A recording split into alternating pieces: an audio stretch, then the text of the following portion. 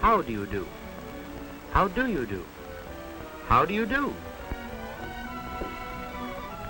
Please, just how do you do? That's one of the things this article brings out. If I want to get off to a smooth start with people, it's half the battle, I find. Well, maybe you'll understand why I feel that way if I tell you what happened to me last night. I got so mixed up and embarrassed. It was painful and quite unnecessary. Well, I was having a Coke with my next-door neighbor, Ann Woolsey.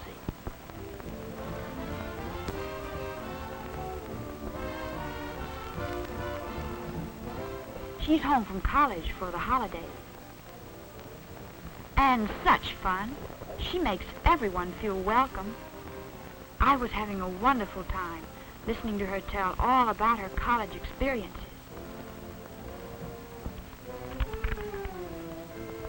Until I happened to look up and see Frank Norton and Bill Phillips come in.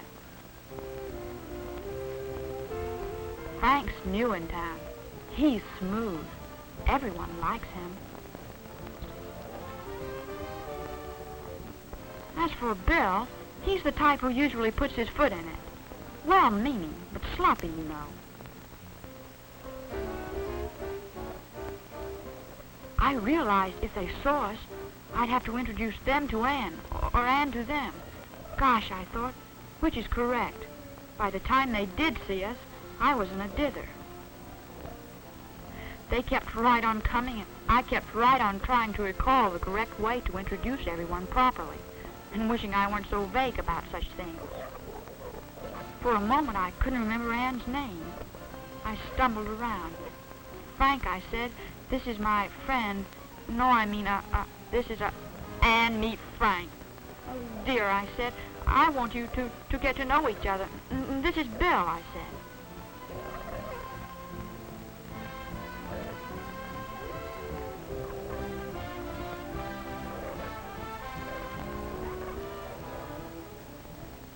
I felt so adolescent, such a little thing to get so mixed up and excited about. Right then and there, I decided it was high time I got the whole matter of introduction straight, so I'd never have to think twice about them again.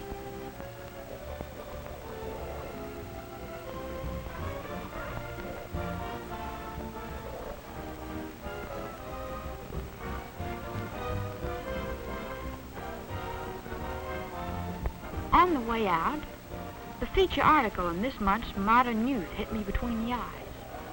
The publishers must have had second sight when they put it in. I bought the magazine to do a little homework. And that's what I'm doing. Well, we're all apt to make a boner now and then. Once you learn the basic rules, an accepted introduction isn't really so complicated, is it? No, that's the point. It's simple. Look. Persons of opposite sex address the woman first.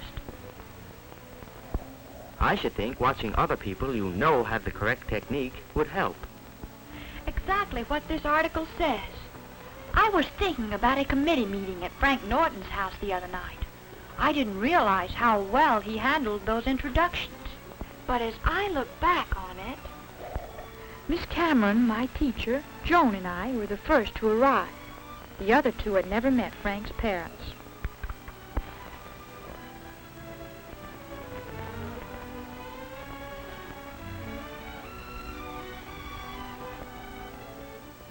But I knew everyone there, so I said,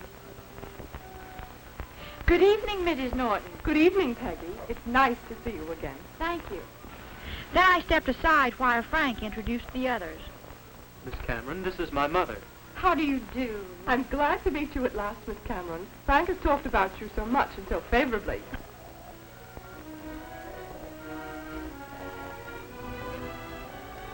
Mother, Joan Wood. How do you do, Joan? How do you do, Mrs. Norton? Here's Father. Well, Peggy, how are you this fine evening? I'm just fine, thank you, Dr. Norton. I told you, Peggy, Bill would be along. Excuse me. Hello, Bill. How are you? Hiya, Frank. How you doing? You're late. Oh, what's the difference? Come on in and meet everybody. Hey, Peggy. Hello, Bill. Sorry I'm late. Dad, this is Bill Phillips. How do you do? How do you do, sir? Come on, Dad. We'll meet the others.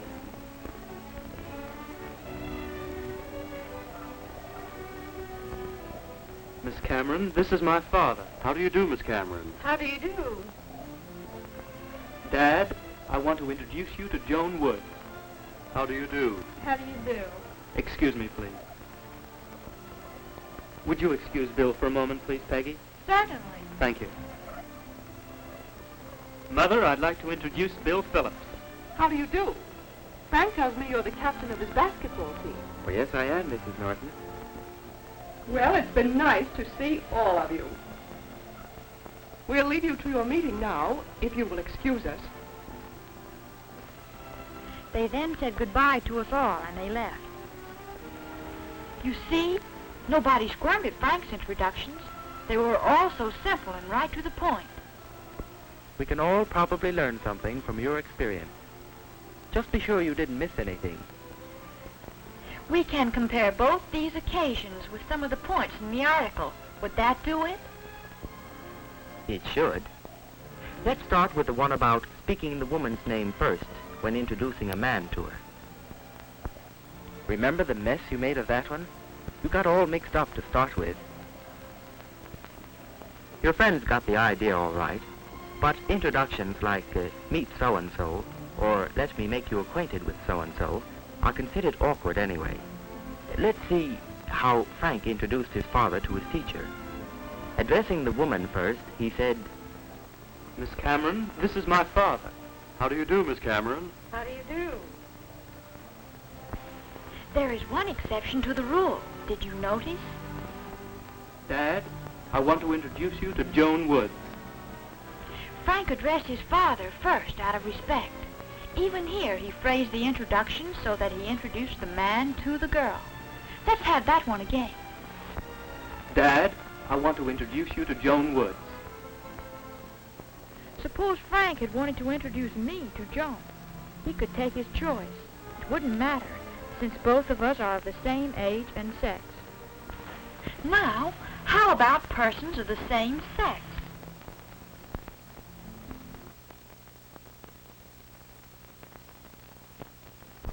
Here, Frank wanted to show Miss Cameron respect as a teacher and as a visitor in his home, so he addressed her first. He said simply, Miss Cameron, this is my mother. when he came to Joan and his mother, he addressed his mother first because she was the older of the two. He merely gave the name with a slight pause in between. Mother, Joan Wood. when Frank introduced Bill, he spoke to his father first because he was older. Hey, Peggy. Hello, Bill. Sorry I'm late. Dad, this is Bill Phillips. How do you do? How do you do, sir? Well, that takes care of introductions, but you can't leave the situation hanging there. There's the matter of answering them. Unless you have a very good reason for saying something else, stick to the accepted form and just say, how do you do?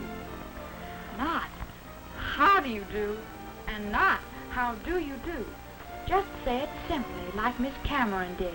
How do you do?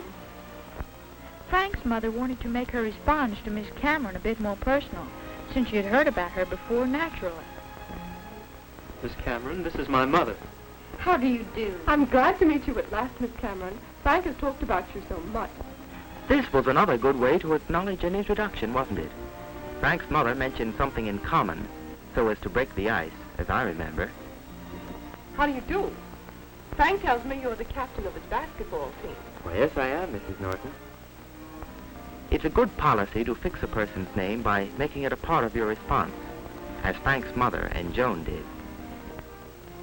Mother, Joan Wood. How do you do, Joan? How do you do, Mrs. Norton? Men do shake hands, but not as if approaching a time bomb or hand-to-hand combat. Dad, this is Bill Phillips. How do you do? How do you do, sir? Just a comfortable, firm grasp is all that is necessary. Men do not shake hands with women unless the woman holds out her hand first. Remember? I said Bill was kind of sloppy about such things. But since Bill was a stranger to Anne, she could have held out hers first, right? Right. If Bill had been a stranger brought up purposely to meet her, she should offer her hand. The same rule holds for two girls. It looks this time as if Bill did the right thing.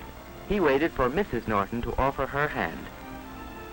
Mother, I'd like to introduce Bill Phillips. How do you do? Yes, the woman always takes the initiative when it comes to shaking hands with a man. What else? How about rising? When should a man rise? When should a girl? Oh, yes. Let me see. I'll have to dream up a situation. Imagine Frank sitting there where I was. Then imagine me bringing Joan to introduce him to her. Frank would rise the moment he realizes I'm bringing someone to be introduced to him.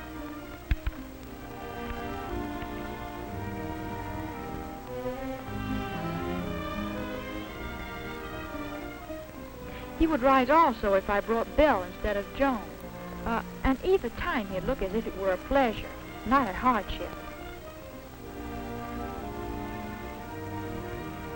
As for girls, well, Joan would have risen as soon as she was introduced to Frank's mother or father, if either of them had been standing. Well, I guess that takes care of nearly everything. It's all a matter of practice. Now, if you'll excuse me, I have a chance to put these rules into practice. A party at Frank's. Oh, Peggy, Yes? wasn't there something in that article about how you carry out those basic rules? You mean? All the rules in the world won't make people glad to meet an automaton. It's the warmth in the greeting, the feeling you put behind it that counts. Gosh, didn't I say anything about that? Why, that's the most important point of all.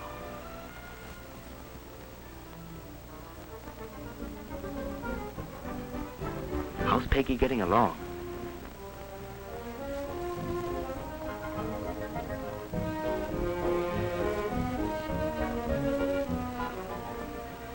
A good student, Peggy.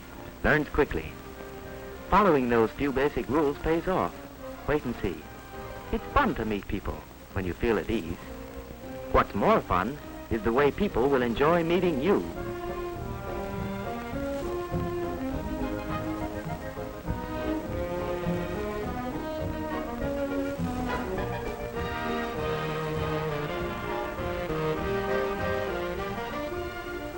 See?